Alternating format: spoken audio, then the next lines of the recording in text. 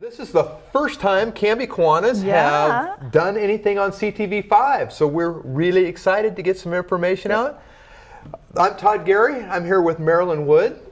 We're going to talk a little bit about the Kiwanis. Yeah.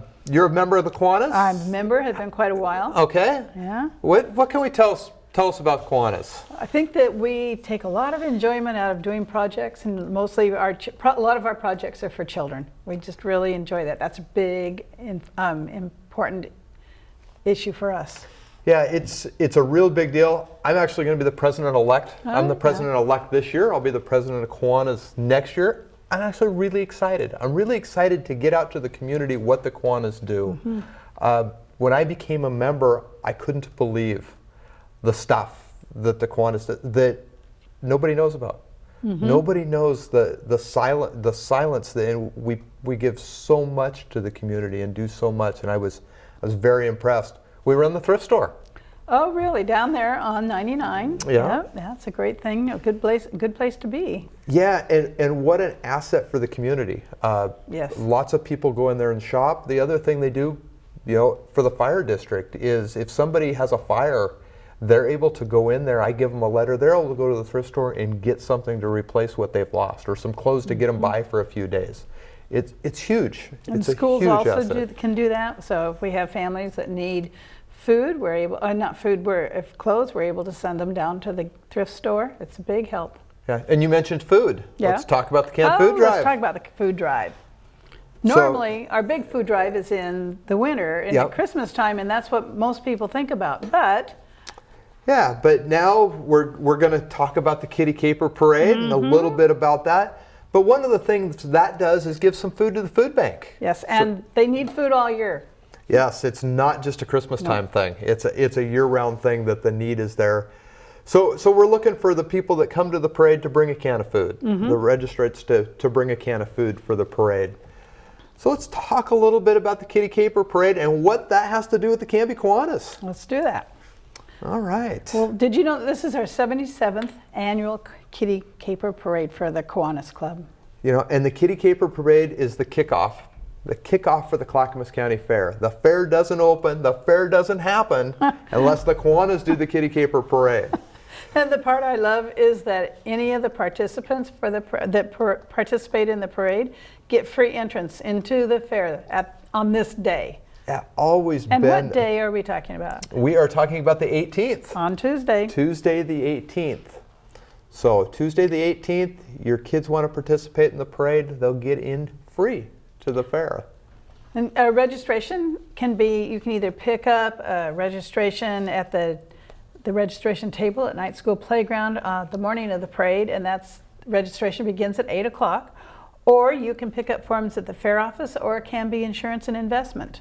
Yeah, lots of places to pick that stuff. Registration starts at 8 a.m. We're going to do some judging at 9 a.m. And then the parade will bring promptly, because we can't keep the fair waiting to open, so we have to promptly start at 10 o'clock. Yeah. Otherwise the fair doesn't go on. So you mentioned judging. What is that? So there's some judging at 9 o'clock, first, second, third place, and a bunch of categories. What can you tell us about categories? So there are categories for children between the ages of 1 and 8. I bet those 1-year-olds are cute. Yes. And between 9 and 15, and of course older students are even cuter. And so you might you might want to decorate your bicycle or your tricycle, or you might want to have a wagon and have mom or dad pull you in the wagon, or sister and brother.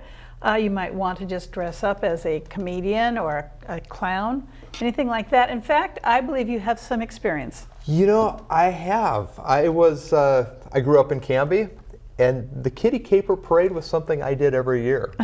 And I decorated my bicycle, and it was always working up to the parade, what am I going to put on my bicycle?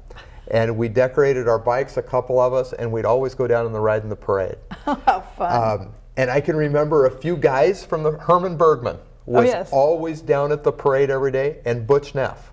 They were always there the day of the parade. They were always help setting things up.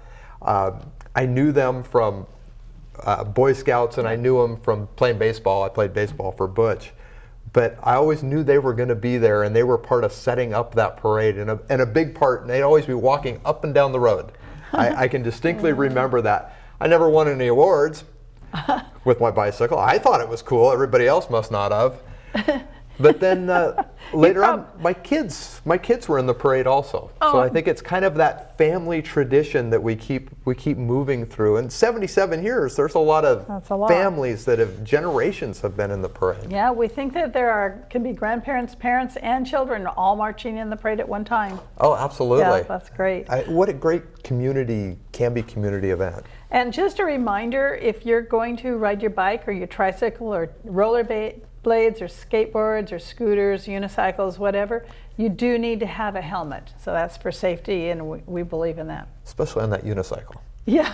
I don't know how the unicycle would go. I never decorated a unicycle, so. There's not much to decorate. Well, no, and there wouldn't be a lot of riding with me either, so we might make it through the parade. The categories are listed on the registration form, so if you do want to be in a category that puts you into a judging competition, make sure it's one of those categories. And of course, you don't have to be in that if you don't want to. Just come down and have a good time. Come down and have a good time. Absolutely. Parade route. We're gonna begin over on Douglas, over by Grant Night School. Yeah. Boy, I'm aging myself there. You are, aren't you? Over by Night School. We're going to stage over there, Douglas and 4th. The parade will go down 2nd Street. It'll turn left on Holly. We'll take a right on 4th, and we'll go into the far gate on the fairgrounds. So we go into I believe it's a yellow parking lot at the fairgrounds. We'll all pull into there. That must be so fun when you get into the fairground. Oh yeah, it's great. You know, it's still to this day we drive our old fire engine. The fire department does in the parade every year, and it's still the same excitement I think when you start approaching the fairgrounds, because that's right before the fair opens. And when you get there, you can almost imagine the rides are starting, and you can imagine everything on that last turn that you're going into the fairgrounds. I think you get the same feeling as an adult that's been in the parade as I got when I was a kid going there. It's just that great, oh my gosh, we're here. Oh, how fun. So. Well, we have, our theme this year is going to be a tribute to Dr. Seuss, and we're even going to have a special visit from Cat in the Hat. The fair's theme is called Fair Fever. And speaking of special guests, we're actually going to, through the courtesy of Clackamas County Extension Agent Wendy Hine, we're going to have the OSU Benny Beaver in our parade this year. Well, of course we'd have a beaver. Why wouldn't we? The ducks wouldn't fly all the way up here to do that. I thought that waddling that far would be too hard on them. Yeah.